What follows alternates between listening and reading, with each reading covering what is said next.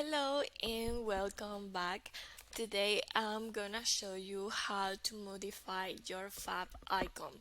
The Fav icon is the small icon that you see um, at the beginning of the window, like for example the name of the page that you are seeing, and that small icon. Right now you can see like a small red icon for YouTube and then the name of this video. So that's the your Fab icon. So I show you how you can change it into your Kajabi.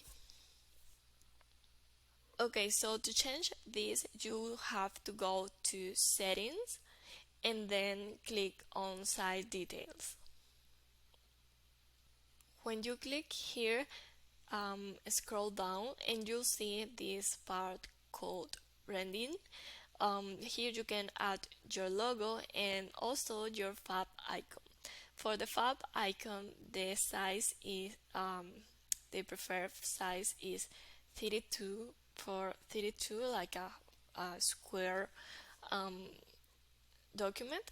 So you can upload it here and save it below here, and it's gonna be changed automatically. So you'll see your Fab icon at the beginning of the window, and in Kajabi for the website will be the same Fab icon, but you should change it depending on the sales page, because for landing pages and sales page you can use a different Fab icon.